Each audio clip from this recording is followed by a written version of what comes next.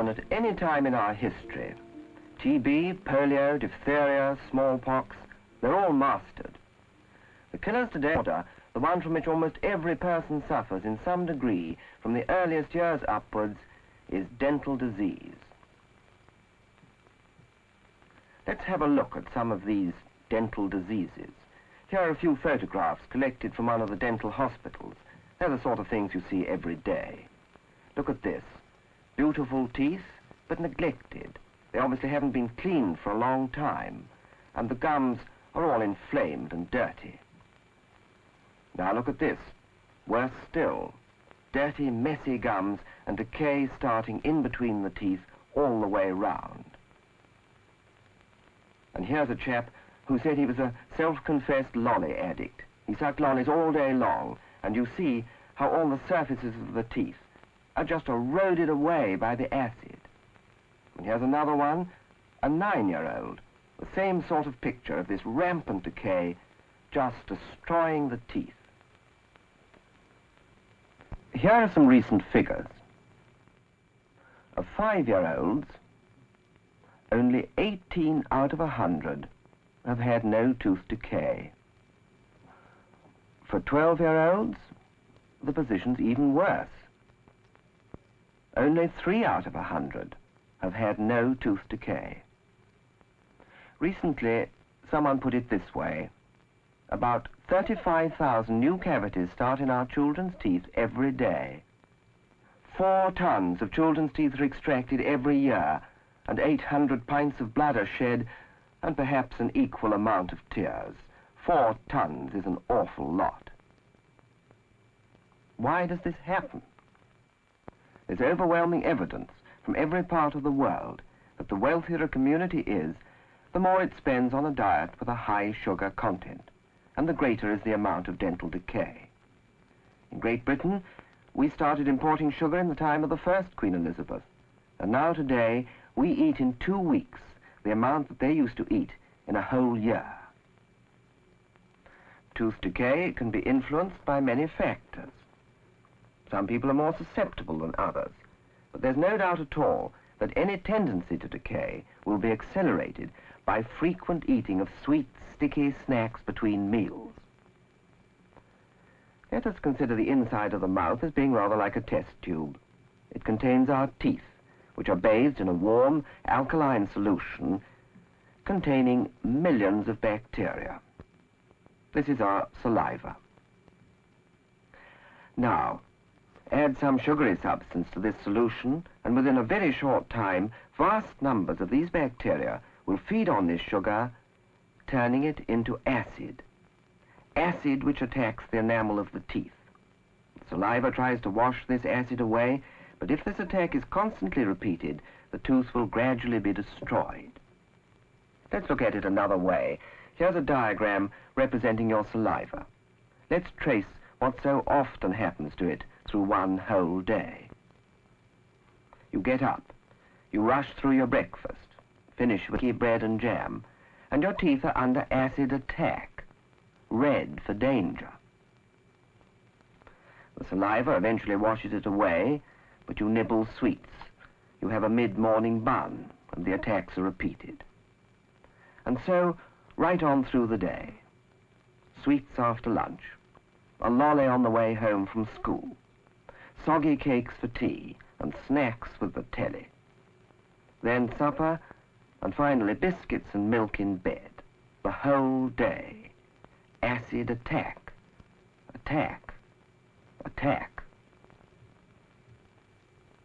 Prevented. Well, here are some simple, practical things that you can do. First of all, it's very important to eat nourishing, wholesome meals. A reasonable balance of meat, fish, cheese, eggs, milk, bread, and fresh fruit and vegetables. And if you have this nourishing diet, you won't want to be always eating between meals. And of course, equally important, proper toothbrushing with a good toothpaste after meals to wash away all the food. Hey, not like that. Let me show you on this model how to do it properly. Now look, You use a toothbrush not only just to clean your teeth, but to keep your gums healthy as well. You start brushing on the outside of your upper teeth, sweeping downwards over the gums to the tips of the teeth. You see, a nice, firm, sweeping downward movement all the way around, right round to the other side. When you've done that, brush the inner surfaces of the upper jaw. That's your palate. Sweeping the brush right over the gums, out to the tips of the teeth, again, all the way around like that. Then, when you've done that, you can let yourself go on the biting surfaces, because you're only dealing with teeth now. You're not going to damage the gums, and you can scrub away there as hard as you like. With the teeth, you'll wear them away, and they get jolly sensitive if you do that. So don't do this, but this, sweeping downwards, and then just the same way upwards in your lower jaw. Now you have a practice go in your mouth without toothpaste, and this time we'll start with the lower jaw on the outside. That's the way. Sweep the brush up over the gums to the tips of the teeth. Good. That's the way. Lots of wrist. That's it. Now, the same thing on the inner surfaces. Have a go. Get the brush right down. Sweep it right up over the tips. A little bit more difficult, this one. That's it. Good. Now, let's have a go at the biting surfaces. Go on. Scrub away on those biting surfaces as hard as you like. That's lovely. When you can't brush your teeth, finish off with an apple, half an apple if you like, or something that scours and cleans your teeth naturally. That's the way. Or simpler still, you can take some water in your mouth and swish it around hard. That's right. Go on, good and hard. That's the way. Good. Now swallow it. Then another go, just the same way. Good and hard. Go on, bubble it around. That's the way. Splendid. You can swallow it again, or you can spit it out if you like. That's it. Now you remember our diagram with those constant acid attacks. Now here's a very different picture. You've had your breakfast. You've had a good, nourishing breakfast, and you've cleaned your teeth, and that's lasted you right through the morning. You have your lunch. All right, you have your sweets and your puddings at lunchtime, and then you're finished with an apple, and you go right through to tea time again. You have your cakes and your biscuits at tea, yes, but you finish by swishing and swallowing, and up you go into the safe zone again. And then supper, and when you go to bed, you clean your teeth, and you're up in the safe zone for the whole night. So 1, 2, 3, 4 short little acid attacks in the whole day. The whole picture of dental disease in this country could be dramatically changed for the better by the introduction of a very simple public health measure. Let's have a look at water.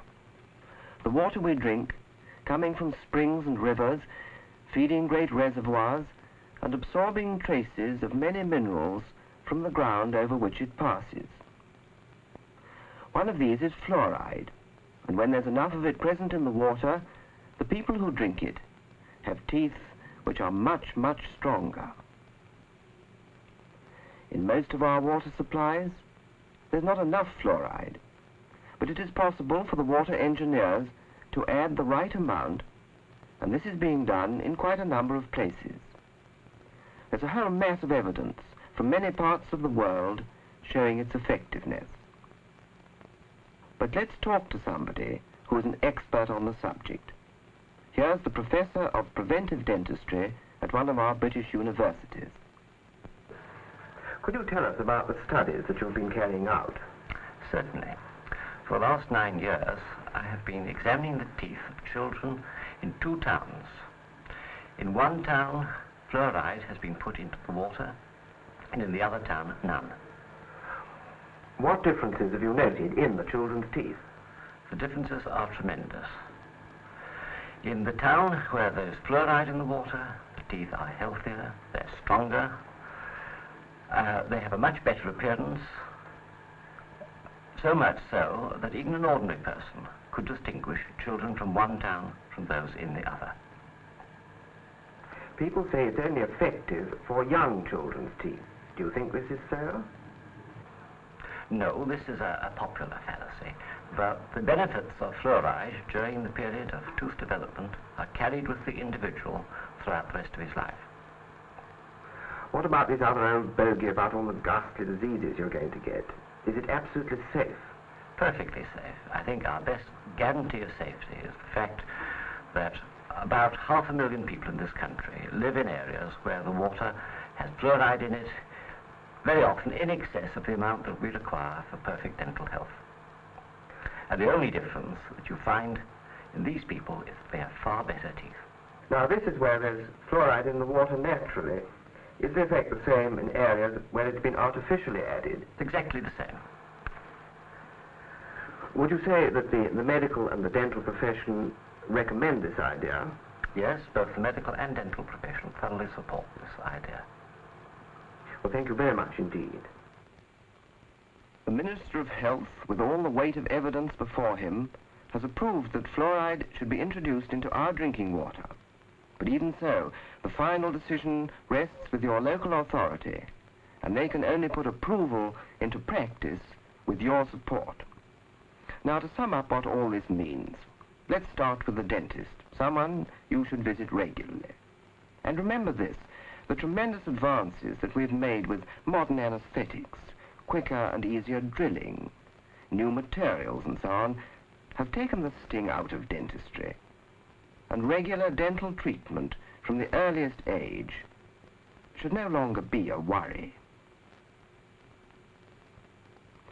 So if we do all we can to prevent dental disease by eating nourishing meals, by brushing our teeth with a good toothpaste, finishing meals with an apple, or rinsing with water, by regular dental checkups, and by supporting fluoridation, then one day we'll add dental disease to the long list of the ones that we've mastered.